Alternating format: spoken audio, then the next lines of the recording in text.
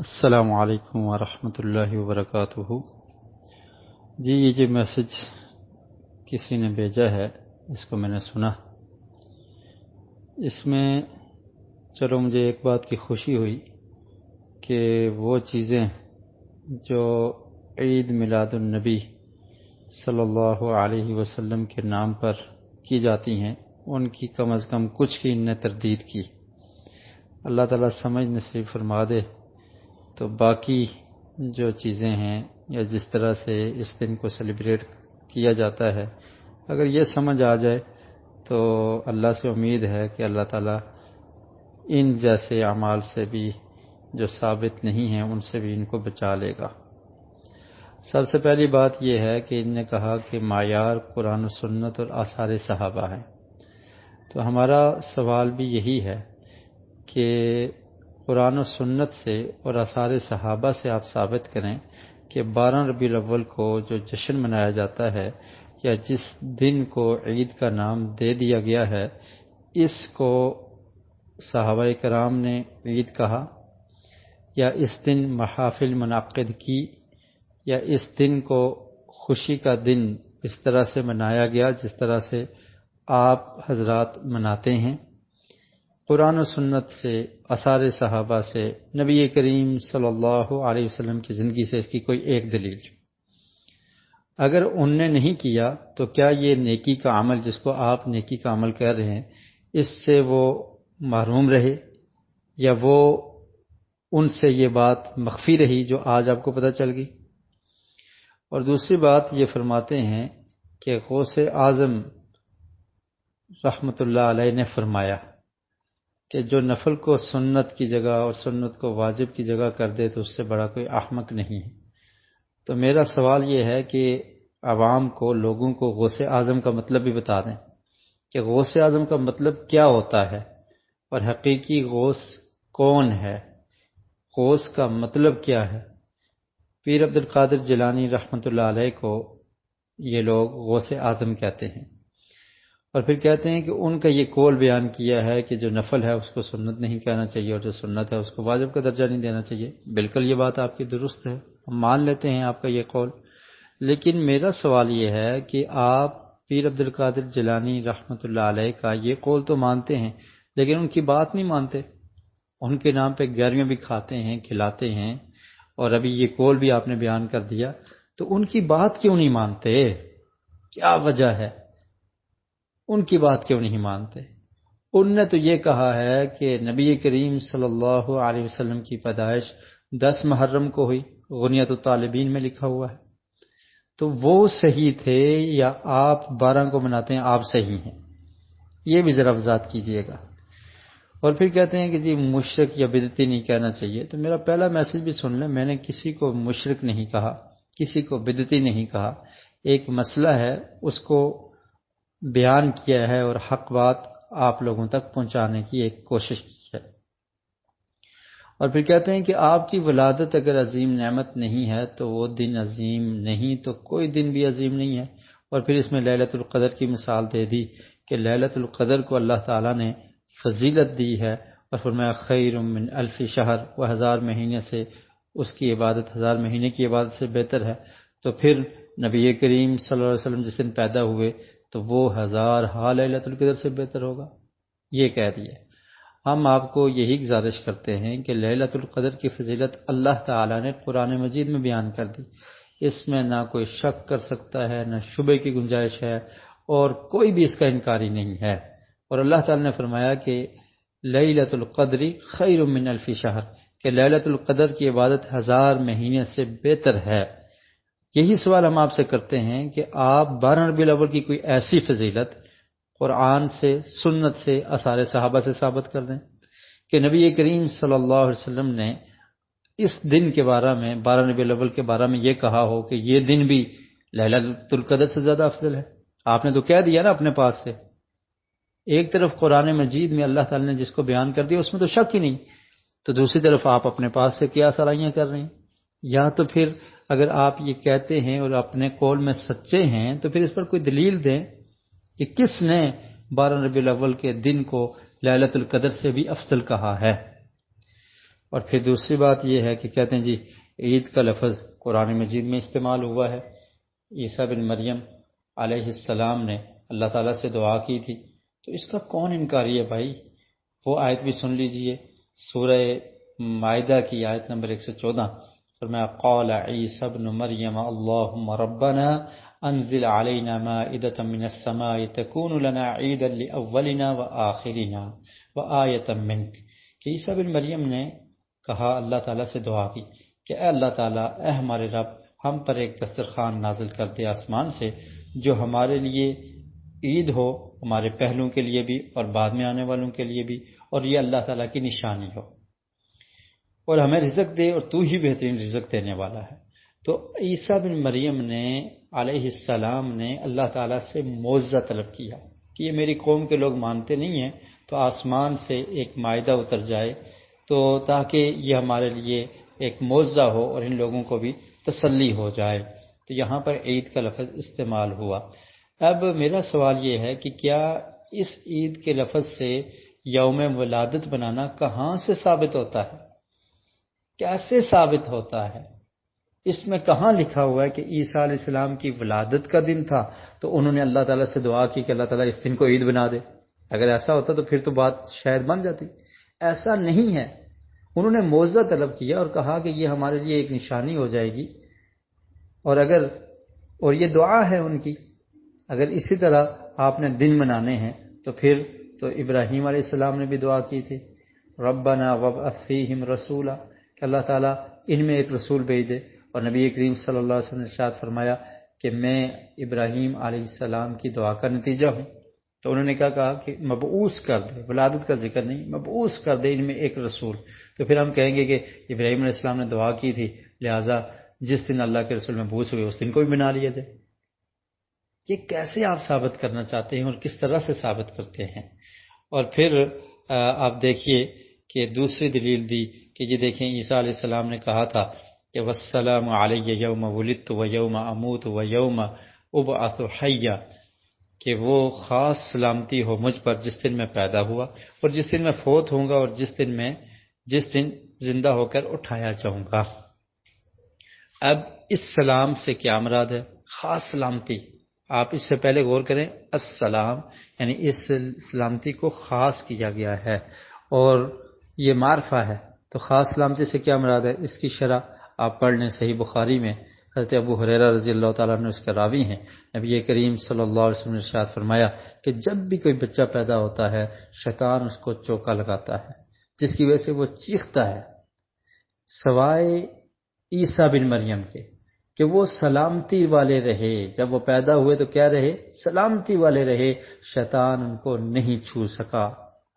اور پھر فرمایا کہ اگر تم چاہتے ہو تو قرآن کی یہ آیت پڑھ لو، والسلام علی یوم ولدت، کہ جس دن میں پیدا ہوا شیطان سے محفوظ رہا، سلامت رہا۔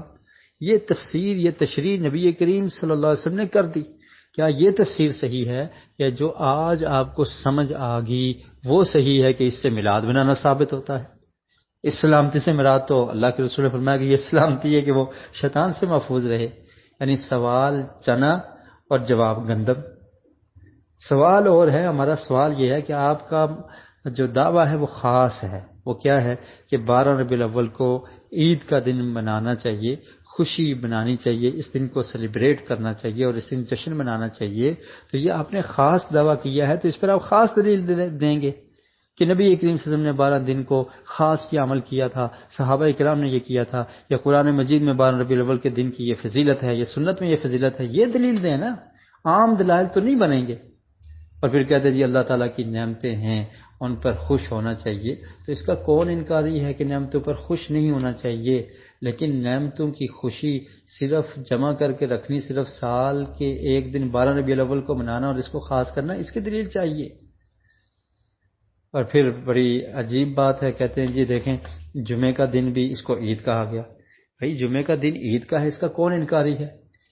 اس کو تو ہم مانتے ہیں، اس کی دلیل موجود ہے کہ اللہ کے رسول صلی اللہ علیہ وسلم نے اس کو عید کا دن کہا ہے۔ اور عید کا مطلب کیا ہوتا ہے؟ بار بار لوٹ کر آنا۔ سال بعد جو دن لوٹ کر آتا ہے اس کو عید الفطر، عید الاضحیٰ کہا جاتا ہے، اور جو ہفتے بعد دوبارہ آتا ہے ریپیٹ ہو کر تو اس کو عید کہا گیا۔ اور یہ تو اللہ رب العالمین نے امت مسلمہ کو یہ دن دے دیا، یہودیوں کو دن جو تھا وہ ہفتے کا، اور عیسائیوں کا اتوار کا اور جمعے کا دن مسلمانوں کو مل گیا اور وہ عید کا دن ہے۔ اس کا تو کون انکار ہے؟ اس کی تو دلیل موجود ہے۔ آپ یہ دلیل دیں کہ 12 ربیع الاول کو عید کا دن آقا علیہ السلام نے کہا ہو۔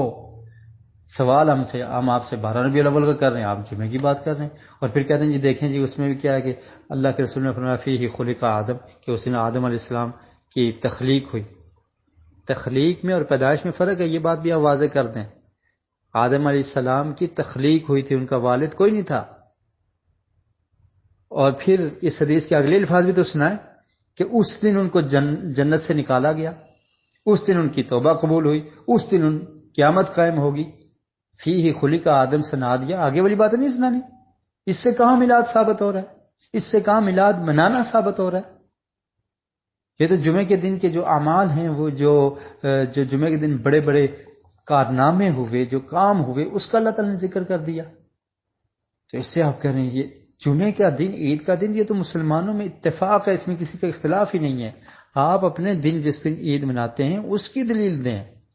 اور پھر کہتے ہیں جی الیوم اکملت لکم دینکم، کہ واضح آیت ہے کہ دین کمپلیٹ ہو گیا، مکمل ہو گیا، اب اس میں کسی اضافے کی ضرورت نہیں ہے۔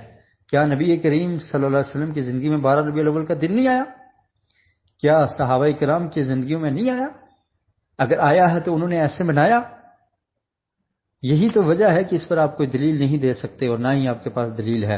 اور پھر کہتے ہیں جی حضرت عمر فاروق رضی اللہ تعالیٰ عنہ نے کہا تھا کہ میں جانتا ہوں کہ یہ آیت کب نازل ہوئی، اور وہ عید کا دن تھا، تو اس کا کون انکاری ہے؟ وہ جمعے کا دن تھا، تو اس کو تو عید اسلام میں پہلے سے کہا گیا، اور عرفہ کا دن تھا، عظیم دن تھا وہ۔ بات یہ ہو رہی ہے کہ 12 ربیع الاول کو کس نے عید کہا؟ 12 ربیع الاول کو سیلیبریٹ کرنا یہ اسلاف میں موجود تھا یا نہیں تھا؟ یہ نئی ایجاد یہ کب شروع ہوئی؟ یہ لوگوں کو بتائیں، اور یہ کیوں شروع کی گئی؟ اور پھر جی اس پر دلیل دے رہے، کہتے ہیں جی بدعت کی تعریف یہ ہے کہ جو نبی کریم صلی اللہ علیہ وسلم نے نہ کیا ہو، صحابہ کرام نے نہ کیا ہو، تو ہم بھی تو یہی کہتے ہیں کہ یہ عمل نبی کریم صلی اللہ علیہ وسلم نے نہیں کیا، صحابہ کرام نے نہیں کیا۔ اور پھر بڑے عجیب طریقے سے یہ کہتے ہیں کہ اس وقت نبی کریم صلی اللہ علیہ وسلم نے روزہ رکھا۔ آپ نے فرمایا کہ میں روزہ کیوں رکھ رہا ہوں سوموار کا، کہ اس دن میں پیدا ہوا ہوں اور اس دن مجھے مبعوث کیا گیا ہے، تو اس دن روزے کا تقاضا تھا۔ اور پھر ساتھ ہی وہ بیان کر دیا کہ موسیٰ علیہ السلام کو جب 10 محرم کا روزہ، کیونکہ موسیٰ علیہ السلام کو فرعون سے نجات ملی تھی، یہودی رکھتے تھے، اس دن کو مناتے تھے، خوشی کا اظہار کرتے تھے اور روزہ رکھتے تھے، اور اللہ کے رسول نے فرمایا کہ نحن احق بموسیٰ، موسیٰ سے زیادہ حقدار ہیں۔ تو پھر اللہ کے رسول نے بھی روزہ رکھا، اور پھر فرمایا کہ 9 اور 10 کا رکھا۔ 9 اور 10 کا رکھنے کی وجہ بھی بتائیں نا، کہ وجہ یہ تھی کہ یہودیوں کی مخالفت ہو جائے کہ 9 کا رکھوں گا میں، آپ نے فرمایا کہ میں 9 کا روزہ رکھوں گا۔ وجہ کیا تھی؟ یہودیوں کی مخالفت ہو جائے، اور آپ عیسائیوں کی مشابہت کر رہے ہیں، غیر مسلم لوگوں کی مشابہت کر رہے ہیں کہ وہ کرسمس بناتے ہیں، آپ نے میلاد شروع کر دیا، وہ برتھ ڈے بناتے ہیں، اور میلاد کا مطلب ہی برتھ ہے۔ یہ لفظ اس کا ترجمہ کر کے لوگوں کو بتائیں، مطلب ہی برتھ ہے، اور وہ برتھ ڈے بناتے ہیں، اور آپ نے نبی کریم صلی اللہ علیہ وسلم کا برتھ ڈے بنانا شروع کر دیا ہے۔ اور پھر کہتے ہیں اس وقت روزہ رکھنے کا تقاضا تھا، تو اب کوئی اور تقاضا آ گیا۔ بھائی یہ کون سی عجیب بات ہے؟ حدیث پر یہ آپ کا عمل ہے؟ آج نفلی روزہ رکھنے کا تقاضا نہیں ہے؟ اللہ کے رسول صلی اللہ علیہ وسلم نے تو 10 محرم کے روزے کی فضیلت بیان کی ہے۔ آپ نے فرمایا کہ یوم عاشورہ کا جو روزہ رکھتا ہے اس کے 1 سال کے گناہ معاف ہو جاتے ہیں۔ یہ تو ابھی بھی سنت باقی ہے، ابھی بھی اس پہ عمل کیا جاتا ہے، 10 محرم کا روزہ رکھا جاتا ہے، اور لوگ رکھتے ہیں سنت پر عمل کرنے والے۔ تو یہ کون سا یعنی اس وقت روزہ رکھنا تقاضا تھا، آج جشن منانا تقاضا ہے؟ یعنی عبادت جو نبی کریم صلی اللہ علیہ وسلم نے سکھائی ہے اس کو چھوڑ دیں گے آپ، اور اپنی طرف سے کچھ بنا لیں گے اور کہیں گے جی اس وقت اس کا تقاضا تھا، آج نہیں ہے۔ کس نے کہا نفلی روزہ رکھنے کا تقاضا نہیں ہے؟ اللہ کے رسول صلی اللہ علیہ وسلم سوموار کے دن روزہ رکھتے تھے، فرمایا کہ میں پیدا ہوا ہوں اور اس دن مجھ پر وحی نازل ہوئی ہے، تو ہم آپ کو کہتے ہیں آپ سوموار کا روزہ رکھیں۔ سوموار سال میں 1 دفعہ نہیں، ہفتے میں 1 دفعہ آتا ہے، اور اس پر عمل کیا جائے، رکھا جائے۔ کہتے ہیں نہیں اب تقاضا نہیں ہے۔ کیا تقاضا نہیں ہے؟ نفلی روزے کو چھوڑ دیا جائے، آپ کی سنت پر عمل نہیں کیا جائے گا۔ آپ نے سوموار کا روزہ رکھا اور یہ قیامت تک سنت ہے، اس پر عمل کرنا چاہیے۔ عجیب بات ہے کہ سنت کو چھوڑ کے تو کہتے ہیں جی اس وقت روزہ رکھنا تقاضا تھا اور اب تقاضا نہیں ہے۔ کون کہتا ہے تقاضا نہیں ہے؟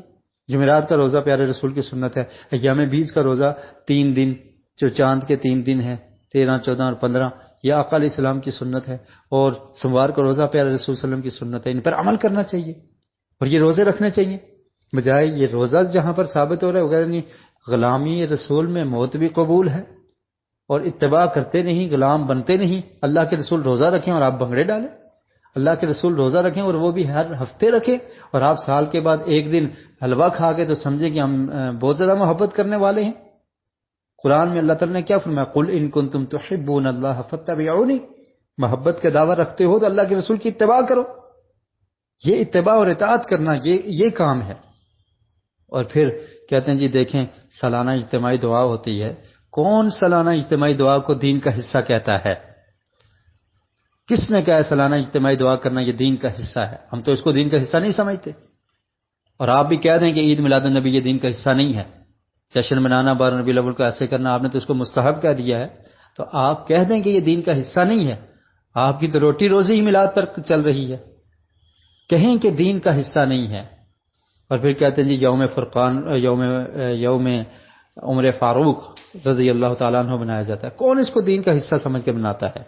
اور پھر کہتے ہیں جی مسجدیں مذہبی تنظیمیں ہیں، نبی کریم صلی اللہ علیہ وسلم کے دور میں آپ نے صحابہ کرام کو منظم نہیں کیا، آپ نے بدر کے لیے صحابہ کرام کے لشکر نہیں بنائے، گروہ نہیں بنائے، اور آپ نے خود کہا کہ وہ چیز جو جس کی سنت سے اصل ثابت ہو، تو ان چیزوں کی اصل ثابت ہے۔ پھر کہتے ہیں جی غلاف کعبہ اور کعبے کو غسل دیا جاتا ہے، تو یہ کیوں ہوتا ہے؟ بھائی اس کی تو نص موجود ہے، اللہ رب العالمین نے قرآن مجید میں فرمایا وَطَهِّرْ بَيْتِيَ لِلطَّائِفِينَ وَالْعَاكِفِينَ، کہ آپ اللہ کے گھر کو صاف کریں۔ ابراہیم علیہ السلام کو کہا طواف کرنے والوں کے لیے اور اعتکاف کرنے والوں کے لیے، تو یہ طہارت ہے بیت اللہ کو غسل دینا۔ اور مسجد نبوی کی صفائی کرنا، نبی کریم صلی اللہ علیہ وسلم کے دور میں وہ صحابیہ کیا کرتی تھی، ایک عورت جو فوت ہوگی تو اللہ کے رسول نے اس کی قبر پر جا کر فرمایا کہاں اس کو دفنایا، جنازہ ادا کیا۔ یہ تو اصل موجود ہے، آپ کس طرح لوگوں کو لے کے جا رہے ہیں؟ آپ نے کہا کہ وہ دین کے خلاف بھی عمل نہ ہو اور اس کی اصل سنت میں موجود ہو۔ اس کی اصل بیت اللہ کو صفائی کرنا، اس کو غسل دینا طاہر کے حکم میں یہ تو موجود ہے، لیکن آپ یہ بتائیں کہ جو کام آپ نے شروع کیا ہے اس کی اصل کہاں ہے؟ اس کی اصل سنت میں موجود نہیں ہے۔ اور پھر کہتے ہیں جی فرض نمازوں کے بعد اجتماع ہوتا ہے اور درس دیا جاتا ہے، تو یہ کہاں سے ثابت ہے؟ اللہ کے بندے یہ حدیث سے ثابت ہے۔ میں نے پہلے کلپ میں بھی یہ حدیث بیان کی تھی کہ ارباز بن ساریہ رضی اللہ تعالیٰ عنہ بیان کرتے ہیں کہ نبی کریم صلی اللہ علیہ وسلم نے ہمیں نماز پڑھائی اور اس کے بعد ہماری طرف متوجہ ہوئے اور ہمیں خطاب کیا، اقبل علینا کے الفاظ ہیں، اور پھر ہمیں ایسا واز کیا کہ ہم یہ سمجھے کہ یہ الوداع کرنے والا واز ہے، ہماری آنکھیں بہہ گئی۔ یہ تو فرض نماز کے بعد اللہ کے رسول نے درس دیا ہے، آپ کہتے ہیں فرض نماز کے بعد دروس، یہ بھی ثابت نہیں ہے۔ کیوں نہیں ثابت؟ یہ ثابت ہیں، ان کی اصل موجود ہے، اللہ کے رسول صلی اللہ علیہ وسلم کے عمل سے ثابت ہے، آپ ان چیزوں کو ویسے ادھر جوڑ رہے ہیں۔ اور پھر کہتے ہیں جی قرآن پر اعراب، یہ تو تعلیم ہے، علم ہے، صرف نحو کا علم ہے، قرآن پر اعراب لگائے گئے ہیں۔ عرب لوگوں کو تو اعراب کی ضرورت نہیں تھی، جب عجم لوگ آ گئے ان کو قرآن پڑھنا نہیں آتا تو اس پہ اعراب لگا دیے، تعلیم کے لیے، آسانی کے لیے یہ کام کر دیا، اس میں کون سا حرج ہے؟ اور پھر کہتے ہیں جی دیکھیں مسجدوں کے محراب، بھائی مسجد کا محراب بنانا اس کو کون دین کا حصہ سمجھتا ہے؟ کبھی کسی عالم نے یہ کہا کہ جس مسجد کا محراب نہیں ہے وہ مسجد نہیں ہے، یا مسجد کا محراب بنانا یہ دین کا حصہ اسے سمجھا جاتا ہے؟ پھر دنیا کی طرف آ گئے، جو ایجادات ہیں، گاڑیاں ہیں جی، ہوائی جہاز ہیں، اونٹ پر سفر کیا جائے، بھائی یہ ایجادات ہیں، یہ گاڑیاں ہیں، گاڑیوں پر سفر کرنا دین کا حصہ نہیں ہے۔ اگر کوئی پیدل چلتا ہے تو ہم اس کو یہ نہیں کہیں گے کہ یہ گاڑی پہ نہیں جا رہا تو دین سے خارج ہے، یا کوئی گاڑی پر بیٹھ گیا تو گاڑی پر بیٹھنا دین کا حصہ ہے، یہ مستحب ہے، یہ سنت ہے، یہ واجب ہے۔ کون کہتا ہے ہوائی جہاز پہ سفر کرنا ضروری ہے، یہ سنت ہے، واجب ہے، یہ دین کا حصہ؟ کوئی کہتا ہے؟ یہ ایجادات ہیں، یہ سہولیات ہیں، انسان سہولیات سے حاصل کر سکتا ہے، یہ دنیاوی چیزیں ہیں، ان کو دین کے ساتھ نہ ملائیے۔ سنت اور بدعت یہ دو علیحدہ چیزیں ہیں۔ بدعت وہ ہوتی ہے جس کو دین میں کوئی نئی چیز ایجاد کی جائے، دنیا کی ایجادات وہ بدعات میں نہیں آتی، وہ دین میں نہیں ہیں، یہ سہولیات ہیں، یہ ایجادات ہیں۔ یہ گاڑیاں کیوں چل رہی ہیں، اونٹ کیوں چل رہے ہیں، عجیب بات کر رہے ہیں۔ اور پھر اور کیسی کیسی عجیب یعنی چیزیں بات کی ہے اور کس طرح سے عجیب طریقے سے بیان کیا ہے۔ اللہ تعالی ہم سب کو سمجھنے کی توفیق نصیب فرمائے۔ اور پھر میں یہ بھی چاہتا ہوں، پھر کہتے ہیں جی دیکھیں جی جمعہ آپ ہفتے کو کیوں نہیں پڑھاتے؟ بھائی جمعہ کو اس لیے پڑھاتے ہیں کہ نبی کریم صلی اللہ علیہ وسلم نے جمعہ کے دن پڑھایا ہے، ہم کیوں ہفتے کو پڑھائیں؟ ہمارے پاس نص موجود ہے، دلیل موجود ہے، آقا علیہ الصلوۃ والسلام نے جمعے کے دن پڑھایا، خطبہ دیا، اس لیے ہم کرتے ہیں۔ یہ کہنا جی عیدین کا جو ہے خطبہ عید سے پہلے یہ ثابت نہیں ہے تو نہیں دینا چاہیے، تو ہم تو پہلے سے کہتے ہیں کہ عیدین کے خطبہ جو ہے وہ عید کی نماز کے بعد ہوتا ہے۔ کون پہلے خطبہ دیتے ہیں؟ ہم تو اس کے قائل ہی نہیں ہیں، وہ تو آپ لوگ ہی کرتے ہیں، فقہ حنفی کے فالو کرنے والے، وہ عیدین کا خطبہ پہلے کرتے ہیں، ہم تو عیدین کا خطبہ بعد میں سمجھتے ہیں۔ کون عیدین کا خطبہ یہ کہتا ہے کہ پہلے سے عید کا خطبہ دیا جائے؟ تو بہرحال پھر یہ بھی لوگوں کو بتائے نا، ربیع الاول کے مہینے میں 12 ربیع الاول نبی کریم صلی اللہ علیہ وسلم کی وفات کب ہوئی، یہ بتا دیں کب وفات ہوئی، اور جب وفات ہوئی تو صحابہ کرام کا کیا حال تھا؟ حضرت فاطمہ الزہرا رضی اللہ تعالی عنہا کتنی پریشان تھی، اور پھر وفات کے دن خوشی کون بناتا ہے یہ بھی بتا دیجئے۔ اللہ تعالی ہمیں صحیح بات کو سمجھنے کی توفیق نصیب فرمائے۔